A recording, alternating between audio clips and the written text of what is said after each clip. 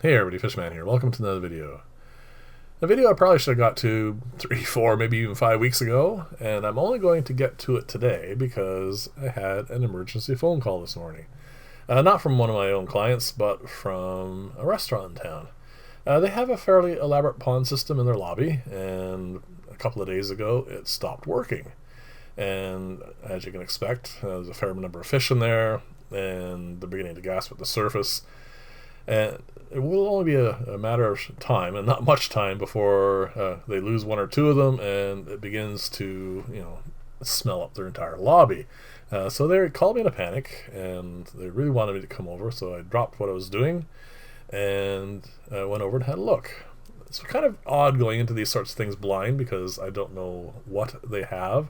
But I brought some tools with me, and I brought a spare pump just in case. And as it turns out, there are 3 pumps running that pond. 2 of them I managed to get working again, but the third one I'm fairly certain is burnt out. But I managed to take this spare pump I had, jury-rigged it into the system, and what I'll do is try and fix the old one, but most likely what I'll do is end up adapting a new pump into their pond system and having that run it instead. So I'm going to go back tomorrow and finish that all up. So that meant what the work I was going to do here didn't happen. So this is a relatively easy job to do. So here we go. Those of you who have been watching the channel for any length of time know that this particular filter has had a number of incarnations. It started off as a Java moss bog filter, and now it is mostly, well, it does have some Java moss in it, but it is mostly Java Fern. And as you can see, and what I've told you in the past is, first I thought it was going to be, not enough moisture, but I'm convinced now that that's not the case, and it's just getting way too much light. So I am going to disconnect 2 of the LED strips here, and just going to run it on 2. And as you can see here, it's a very easy process. It's much simpler than wiring it up in the first place. All I do is just touch the soldering iron to the solder right there, and it just melts it, and you just peel off and remove the 2 leads. And as long as they stay connected to each other, it'll keep on running. So what I'm going to do here is off camera, because again, this was kind of late when I started doing this, I'm going to wrap up some tape around the exposed sections there and get that all connected, make sure it's all working. And there you go. There's just 2 of them running now.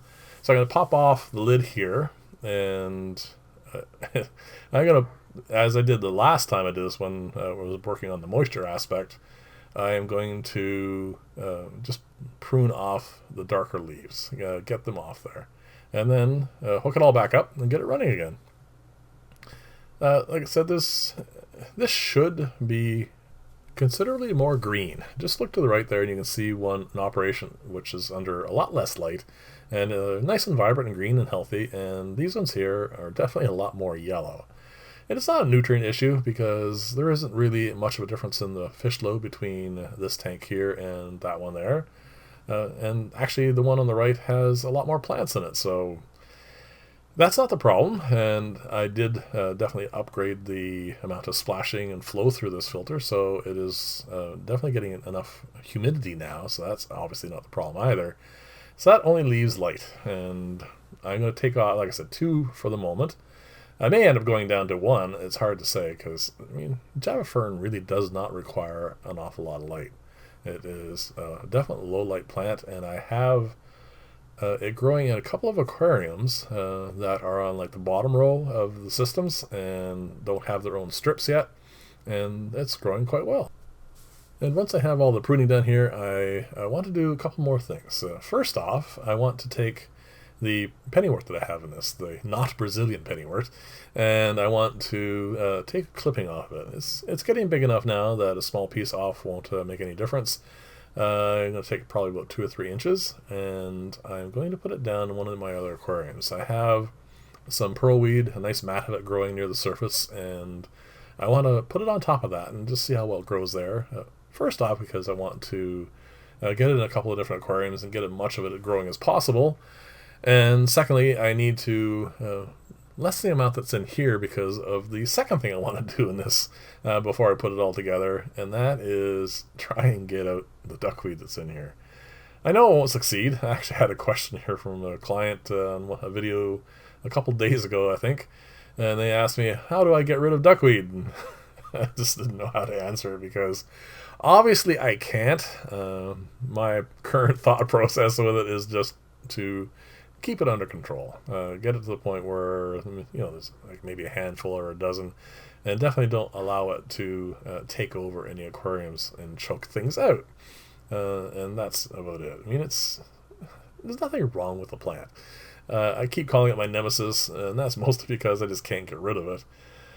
But it's not a harmful plant at all. It's actually quite good as food for a lot of fish, goldfish, African cichlids, that sort of thing.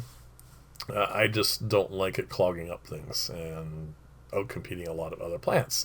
Plants that I find a lot more attractive. So as you see here, I'm just going to net that out, and right away, you can see there's like 3 or 4 in view here right now that I missed, and I've just, like I said, I've just got to the point where I'm not trying to eliminate it anymore. Like I said, I don't think it's possible. So I'm going to take that snip there you see, and going to put it down in the other aquarium, and that's pretty much it. I'm going to put the lid back on here and get the light back on top and show you what that looks like. As you can see at the back of this, there's a nice patch of Java moss growing up. It's kind of nice, so I didn't clean that off at all. In general, I tend not to clean things too much. I don't mind splashes and that sort of stuff. For recording purposes, I do clean the front of things, so I probably should have cleaned the front of this on the inside, so that I can record it a lot more cleanly. But like I said, it was getting late at night, and I want to get this done so that you guys have something to watch today. So there you go. This is all set up now, splashing away, and you can see there's about an 1.5 inch difference in water level between running and not running, which is nice because that's a good flow through here, and I'm very happy with that. And if you remember, I also hooked up the new version of a sponge filter on this, and the tank is just very nice, very healthy. I really like that look of it. And of course, once this gets growing the way it should, it'll also be nice and vibrant in here too. So there you go, this is all done. We'll see in a few weeks how the Java Fern responds. There's only 2 strips there, as you can see, and I don't know if I'm going to go down to 1. We'll see. So thank you very much for watching. Let me know what you think in the comments below, and I will see you in the next video, and bye for now.